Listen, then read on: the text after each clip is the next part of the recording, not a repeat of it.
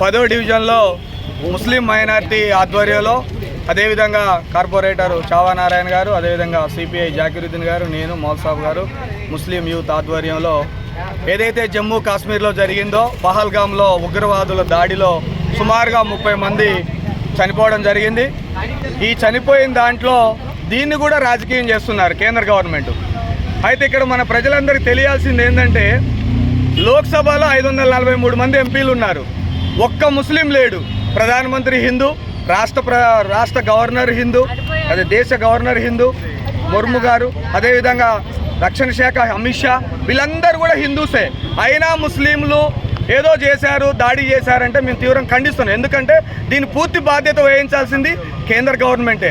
BJP వారు నిజంగా పేదల పక్షాన పోటుపడితే మేము కూడా కమ్యూనిస్టులను కూడా సహకరిస్తాం. దానికి కేవలం కమ్యూనిస్టు కాంగ్రెసు వీళ్ళే బాధ్యత వహించాలనే విధంగా మీరు మీ బీజేపీ మీడియా ద్వారా మా మీద విషం చిమ్ముతున్నారు. ఇప్పటికైనా ఏకంగా అండి, కమ్యూనిస్టులు వదులుకోండి.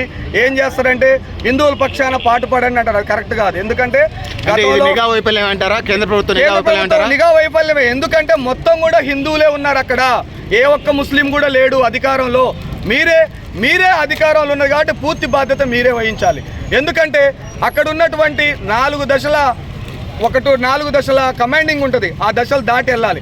ఒక బండి మీద 4 ముష్కరులు వచ్చేసి టపా పిట్టలను కాల్చినట్టు కాల్స్తే ఎవరన్నాడు దానికి బాధ్యత?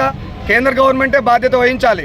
జమ్మూ కాశ్మీర్లో 370 ఆర్టికల్ మీరు తలాక్ తీసుకొచ్చి అన్నీ కూడా మీరు ముస్లిమ్స్కి అనుకూలంగా వ్యతిరేకంగా తీసుకొచ్చారు. అయినా వాళ్ళు యాక్సెప్ట్ చేశారు. కానీ మీరు ఒంటెద్దు పోకడ పోయి అక్కడ మీరు జరిగినటువంటి దాన్ని, మీ వైఫల్యాన్ని మీ సోషల్ మీడియా ద్వారా మిగతా పార్టీల మీద బురద జల్లే ప్రయత్నం చేస్తున్నారు.